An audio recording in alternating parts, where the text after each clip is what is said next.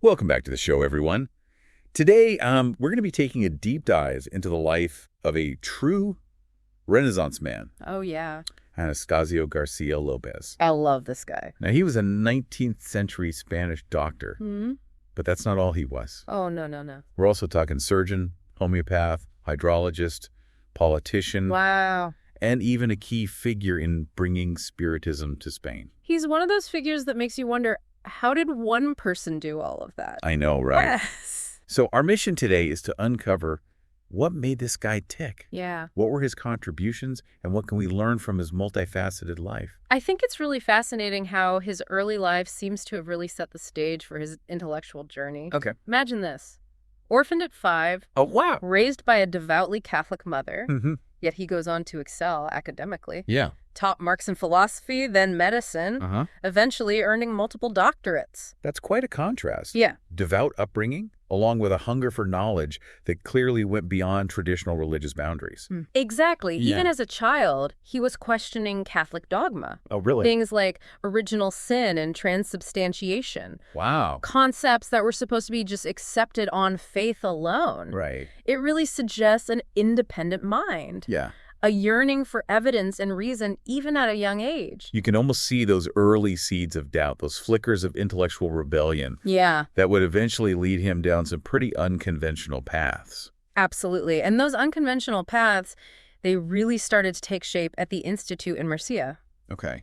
Now, this was a period when liberal ideas were sweeping across Spain, challenging the old order. So his teachers were exposing him to new ways of thinking, Yeah. ideas that probably directly contradicted his religious upbringing. Oh, absolutely. He was exposed to the writings of thinkers like Baron de Holbach and Dupuy, Yeah. whose works on morality, religion, and the origins of cults must have been a real eye-opener for him. It's like his world was expanding, cracking open all these possibilities he hadn't considered before. Exactly. And it's important to remember the context here. Mhm. This was the 19th century, Yeah. a time of incredible intellectual ferment, Yeah. with scientific discoveries challenging traditional beliefs and new philosophies emerging. Right. García López was right at the heart of it.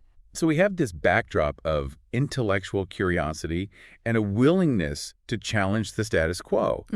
How did this translate into his medical career?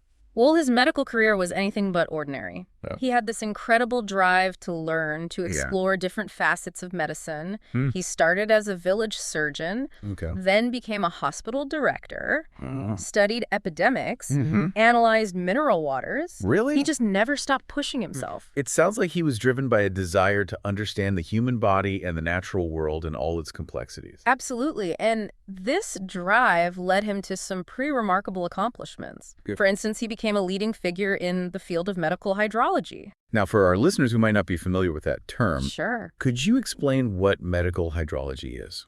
In the 19th century, there was a growing interest in the therapeutic properties of mineral waters. Okay. Medical hydrology focused on using these waters to treat various ailments. Interesting. García López was a pioneer in this field, Uh-huh. serving as director of several mineral baths, Wow. and even writing an award-winning treatise on the subject. That's amazing. So he was pushing the boundaries of medicine in multiple directions. Yeah.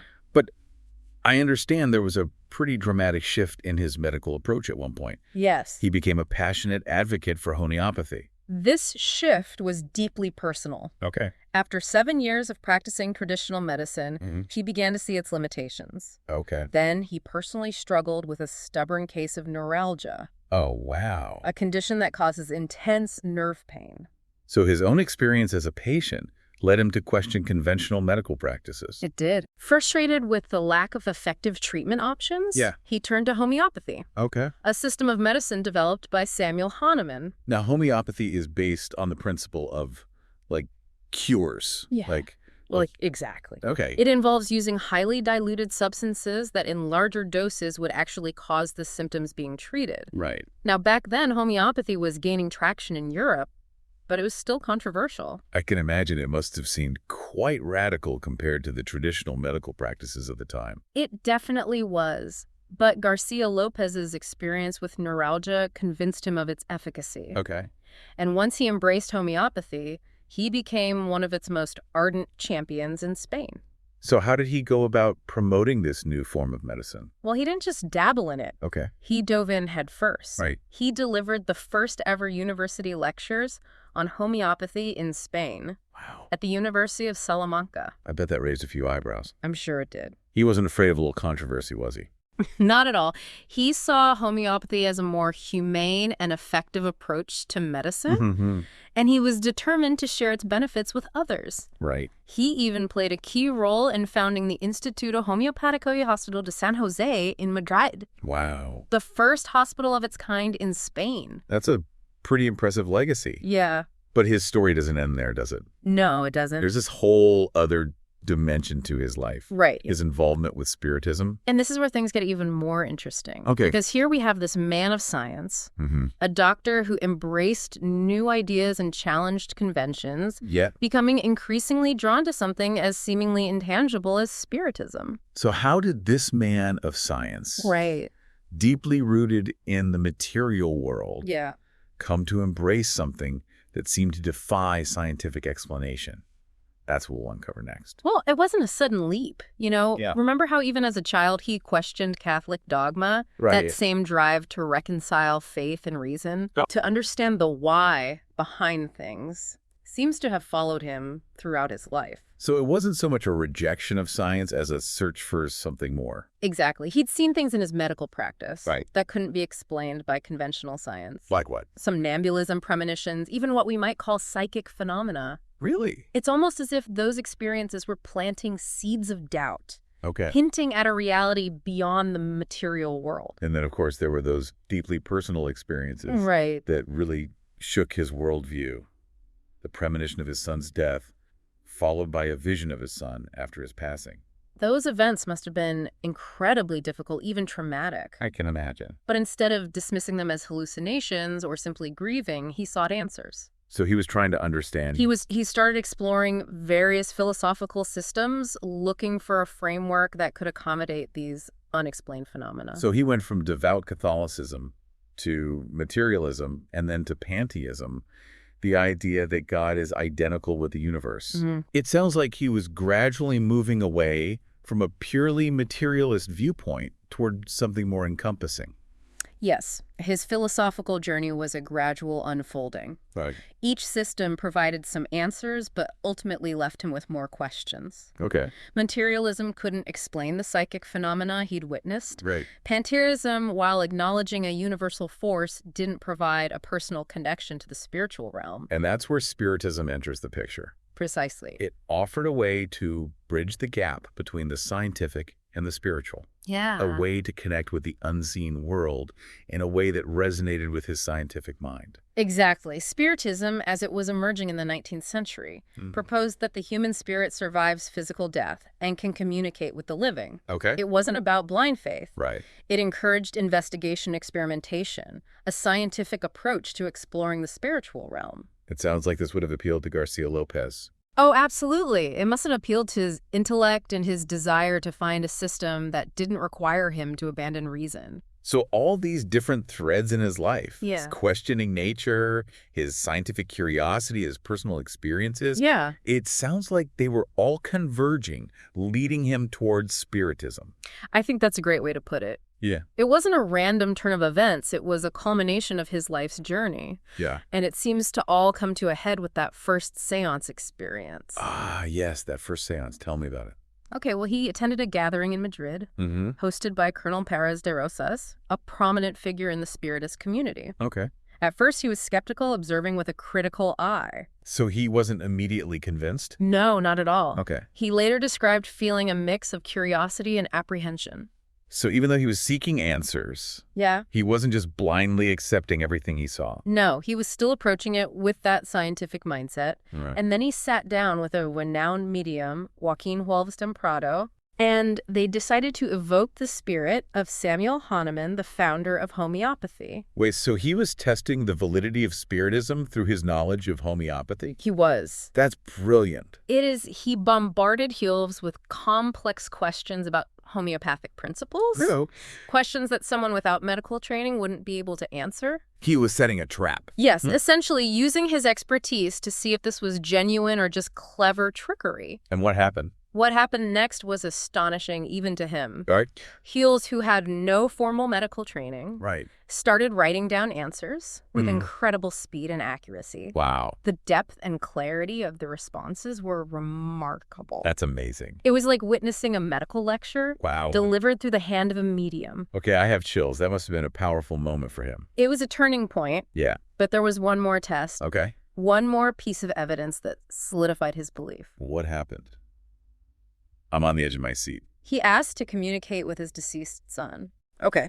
Wilves, without any prior knowledge, accurately described his son's appearance, Wow. down to the smallest details, and even relayed a message in his son's characteristic way of speaking. It sounds like that was it for him. It was that personal connection combined with the intellectual validation of his homeopathic knowledge must have been overwhelming. I can only imagine. It's no wonder he fully embraced Spiritism after this experience. It makes sense. It was a defining moment. Yeah. From that point on, there was no turning back. Wow. He became a vocal advocate for Spiritism, determined to share his newfound understanding with the world. Right. But, as you can imagine, his embrace of Spiritism didn't come without challenges. I bet, especially from the Catholic Church. Yeah. Yeah, so he's this well-respected doctor, a champion of homeopathy, and now a vocal proponent of Spiritism. Right. I can't imagine that went over well with the church. No, not at all. Remember, this is 19th century Spain, Right. where the Catholic Church held immense power. His public embrace of Spiritism, which they considered heretical, led to his excommunication by the Bishop of Osma in 1873. Wow. That must have been a huge blow, especially given his upbringing, I'm sure it was. to be rejected by the institution that had shaped his early life. It was a bold stance to take, but it really speaks volumes about his conviction. Yeah. He was willing to face ostracism and criticism for what he believed in. It really underscores the strength of his commitment to Spiritism. Absolutely. But what's fascinating is that even though he was excommunicated, he didn't see Spiritism as being against Christianity. Yeah, that's a key point. Okay. He believed that true religion and true science shouldn't be at odds. Okay. In fact, he saw Spiritism as a way to reconcile the two, advocating for what he called a scientific religion. So instead of rejecting religion altogether, he was seeking a way to integrate it with his scientific understanding of the world. Exactly. That's a really forward-thinking concept, especially for that era. It really is. He saw Spiritism as a framework that could accommodate both faith and reason, bridging the gap between the seen and unseen.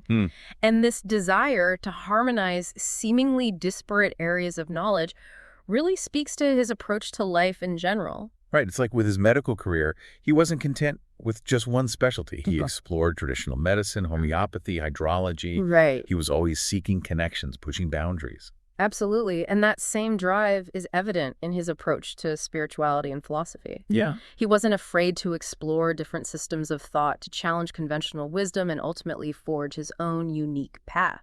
So when we look back at his life and legacy, what stands out? What can we learn from Anastasio García López? I think there are so many valuable lessons we can glean from his story. Like what? First and foremost, his unwavering thirst for knowledge. Yeah. He never stopped learning, exploring, seeking deeper understanding. It's inspiring. He really embodied that spirit of intellectual curiosity that we should all strive for. I love that insatiable desire to learn and grow. Yeah. It reminds me of something he wrote in his autobiography, Mi Conversion al Spiritismo. Okay. Something about the importance of constantly seeking truth and challenging our own assumptions. Yes, he believed that true progress, both individually and as a society, comes from questioning, from examining our beliefs, and being open to new perspectives. Yeah. And he demonstrated that through his own life, constantly pushing boundaries in medicine, science, and spirituality. And he didn't shy away from controversy either. No, he didn't. He was willing to stand up for his convictions even when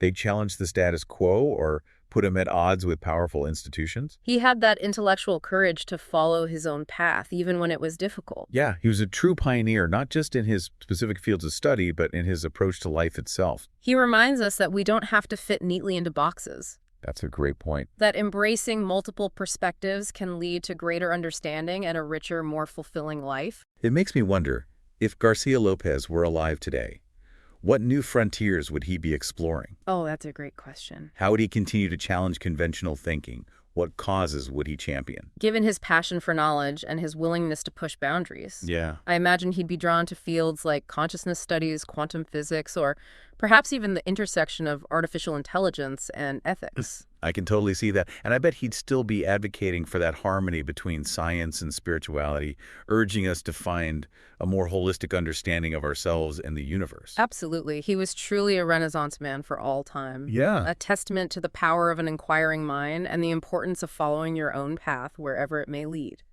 So for our listeners, we encourage you to delve deeper into any aspect of Garcia Lopez's life that piqued your interest. Yeah. Perhaps his work on homeopathy, the history of Spiritism, or even the intellectual currents of 19th century Spain. It's a fascinating area of study. Who knows what amazing discoveries await as you embark on your own intellectual journey. Happy exploring, and thank you for joining us on this deep dive into the fascinating life of Anastasio Garcia Lopez. We'll see you next time for another adventure in knowledge.